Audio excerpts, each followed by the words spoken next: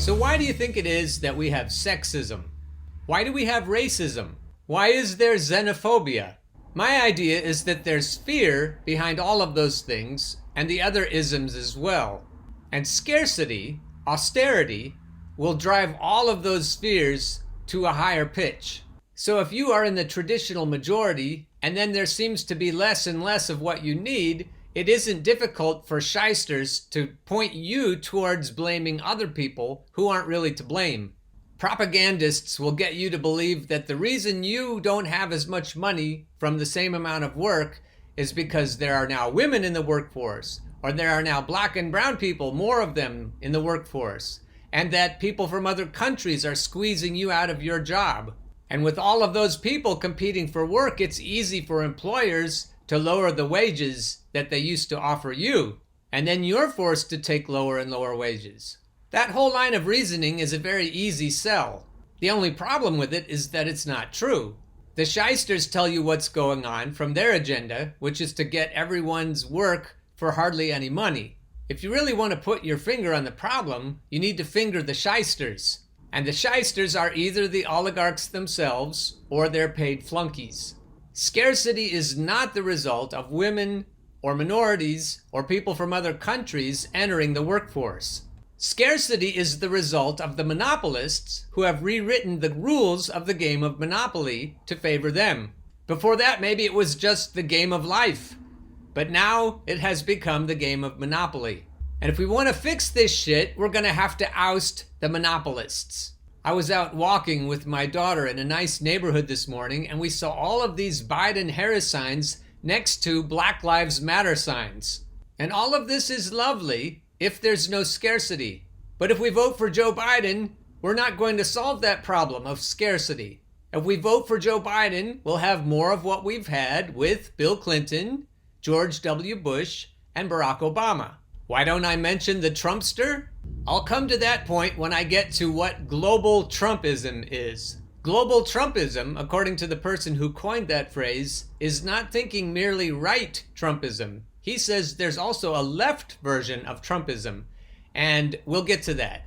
I don't want to let the cat out of the bag too soon. So let's start our feast out with So We Vote Trump Out, Then What? By Lauren Martinchek. Even if we vote the president out of office, there are still plenty of reasons to fear what happens next. Since before he was even elected to office, many have argued that Donald Trump was an existential threat. Considering the events that have taken place in the year 2020 alone, and the hundreds of thousands of lives lost due to his lethal sociopathy, narcissism, and incompetence, I'm sure many who have made that claim feel justified in their earlier assessments. As we get closer to the general election and attempt to gear up for what is likely going to be a nightmare in the days and even weeks that follow it, part of me still wonders about what happens after even the best possible outcome. Imagine, for argument's sake, that Donald Trump is defeated in this upcoming election. Not only that, but he is defeated in such an overwhelming fashion, the results are confidently in Joe Biden's favor on election night, leaving Donald Trump unable to effectively challenge the results in court, as has been the game plan all along. Then what?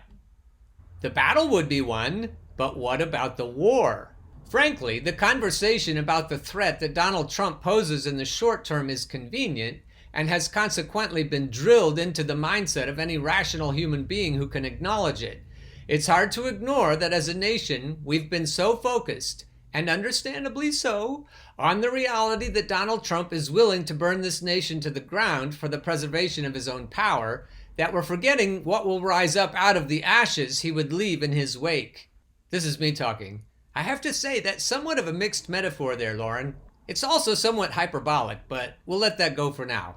While some among the resistance spent years calling him Drumpf and mocking his spray tan, Donald Trump and those he surrounds himself with have been busy turning the entire base of the Republican Party into a weapon ready in the waiting.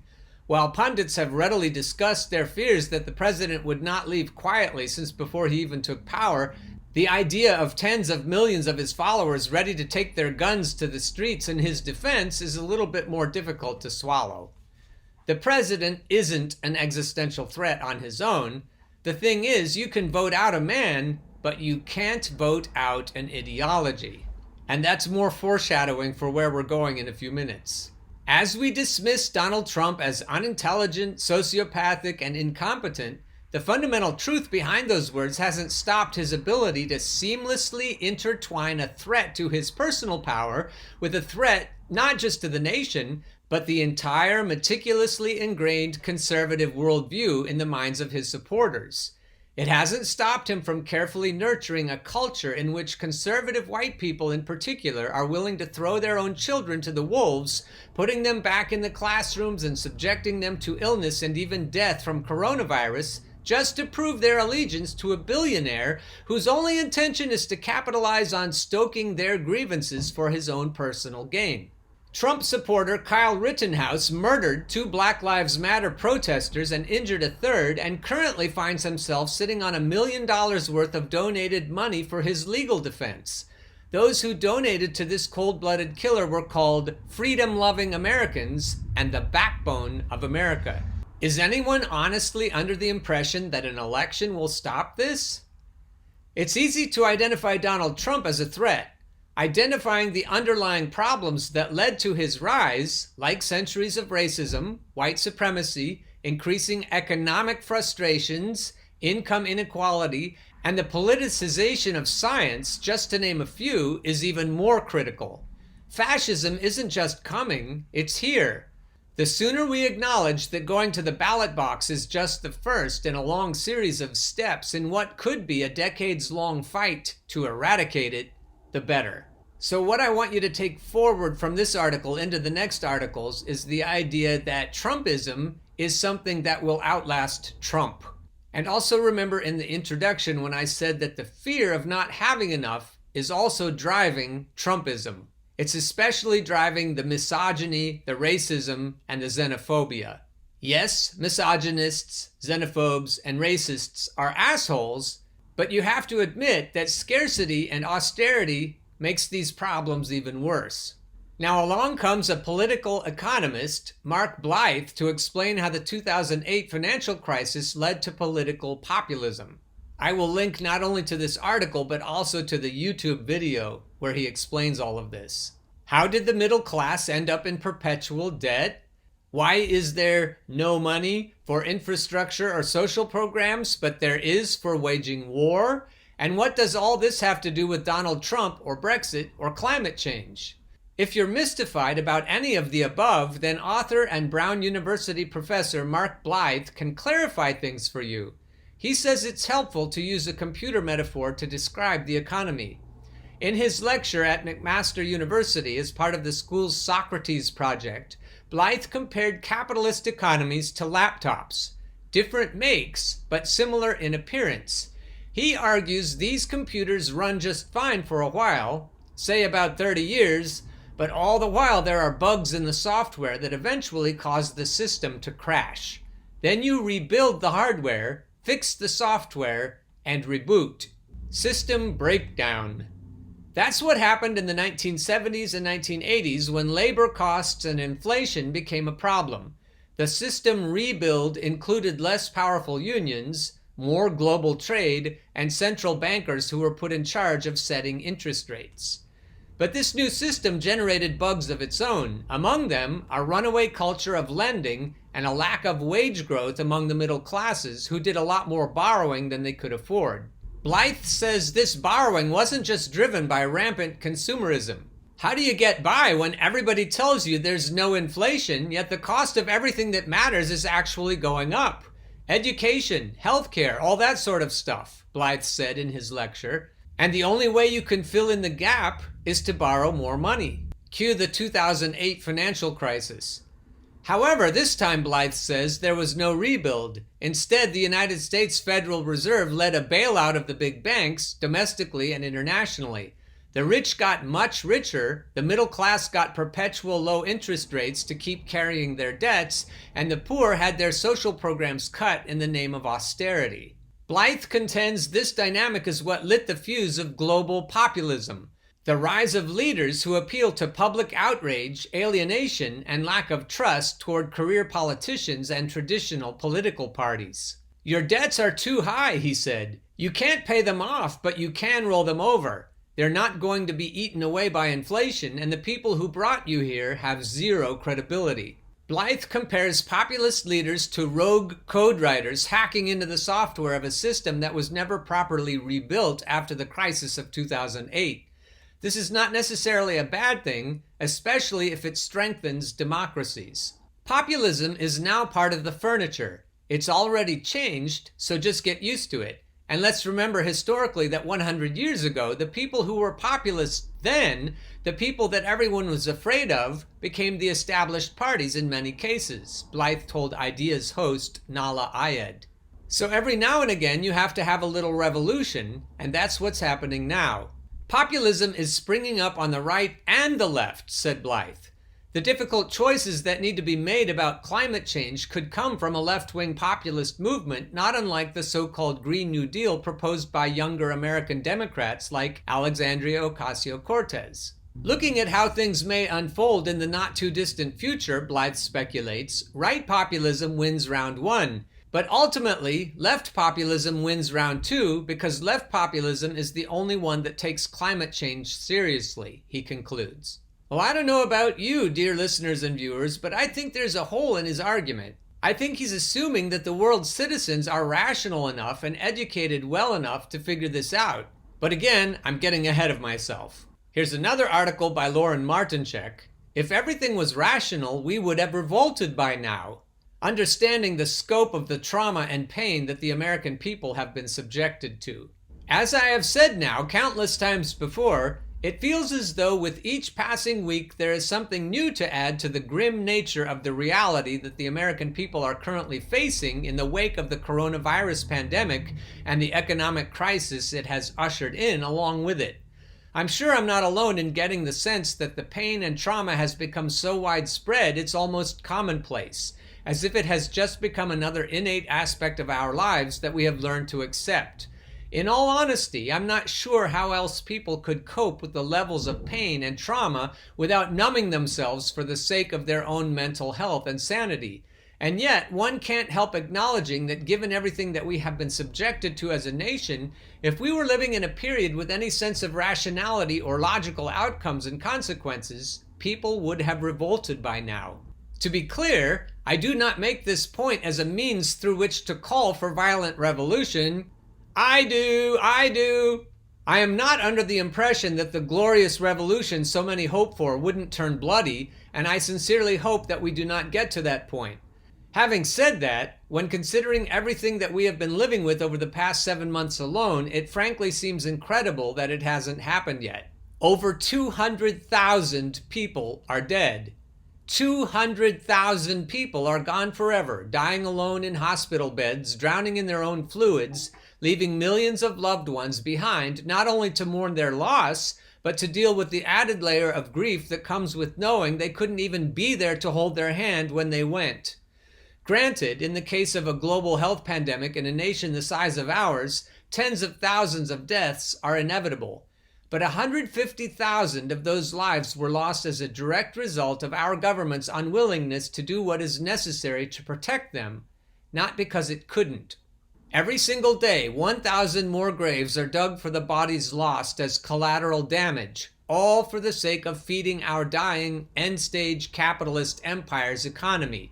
An economy that demands a return to normalcy in the middle of a raging pandemic so that corporations and their CEOs can see a healthy profit margin at the end of the quarter, while workers all across the country put their bodies on the line to make just enough to survive, if that. Every single day, children too young to even understand what is being asked of them are being thrown to the wolves, sent back to school, and risking not just their own health and safety, but the health and safety of everyone close to them, all so that someone can profit off of their parents' labor.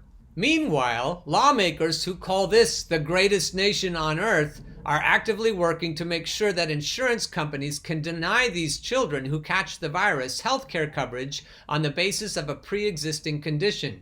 After all, the fact that our government turned their long-term health into an unknown for the sake of corporate greed makes them a liability to the almighty bottom line. As if that alone wouldn't be enough in a rational world to motivate people to take to the streets, there's the layer of the economy as well.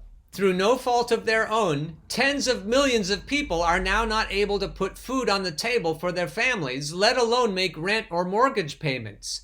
Every single day, a mother who lost her job through no fault of her own is putting her bank account into overdraft just to buy diapers for her baby.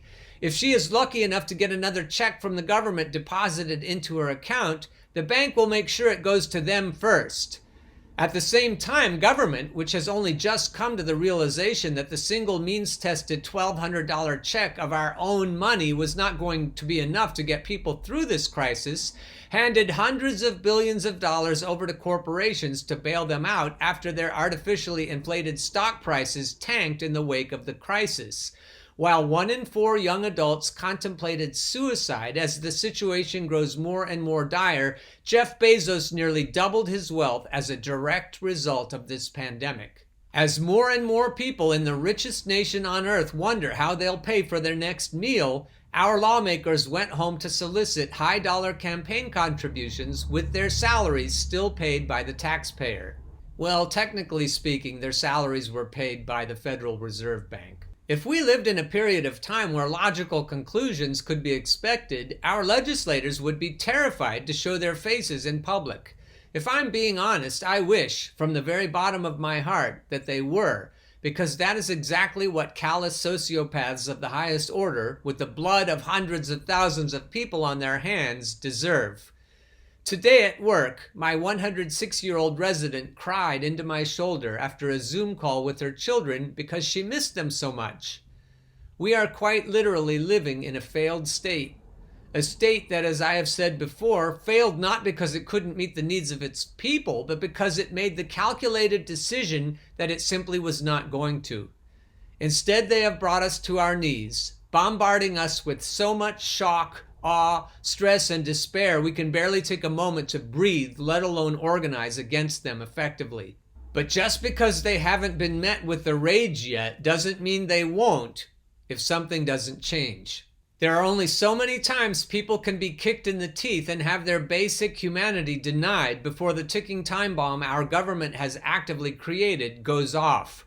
I don't know when that will be, what will cause it, or what will ultimately result, but the feeling that we're living within a giant pressure cooker only grows more intense by the day.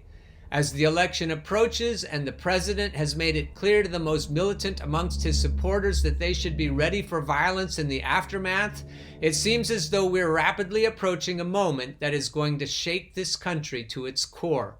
It feels as though America has been a case study for how long the masses can be desensitized to the brutality inflicted upon them before they say enough. How much longer are they going to keep pushing us? The sad part is that an elitist couldn't have written that article. The elitists who typically write the articles that we read, who put out the news bulletins that we watch on television, are not in touch with this kind of pain. So they say things like James here, why leftists should vote for Joe Biden. And then he says stupid shit like, a vote for Joe Biden is not the same as supporting him. We have to stop acting like it is. Now, who could say such a thing but a condescending, elitist asshole? And left populists and right populists both should feel offended by this brand of dumb shittery. And this article isn't appealing to people who are in pain. This article is trying to make the case for people who are comfy. But what I've said before is I'm not sure people who are comfy should even try to call themselves leftists unless they understand why people are in pain. Hell, they don't even know that people are in pain because they haven't felt the pain themselves. I'm not even going to read this stupid shit to you because it makes me feel like going out into the street and setting fire to the oligarchic property I see around me. And I wouldn't feel that bad about it because people like Warren Buffett who own insurance companies would have to foot the bill. The main point I've been angling for here today is that left populists and right populists should learn to stick together. If you're not afraid of women in the workforce, or black and brown people, or people from other countries, then you need to understand that we have to solve the economic problems before we can solve the social problems. If you are someone who is afraid of women in the workforce, black and brown people in the workforce in additional numbers, and people from other countries, then you also must figure out that you're blaming the wrong people. Economic scarcity and austerity is the root problem, but we all have to get together on who should be held accountable. So, dear viewers and listeners, if you know anyone on the right side of the aisle, and if that person is a populist, and if they could even hear these arguments with just a little bit of open-mindedness, please share it with them. I don't think we're going to have the mojo to do what needs to be done unless we can somehow unite all of the people who have been damaged by austerity, who have been damaged by lacking the basic necessities of life. And if there's an answer for the question that Lauren first posed, why haven't we revolted already? That may be the missing puzzle piece. We haven't yet united the right populists with the left populists. And if that could ever happen, then I think we'd have the mojo to get a country that works for we the people. And we could avoid the failed experiments of the past that led to authoritarian forms of government. Uniting the struggling workers on both the right and the left is the answer, I think, that we should all be striving for now. And the only way we're going to achieve that is through the widespread sharing of the kind of messages that are shared on this show and in these articles.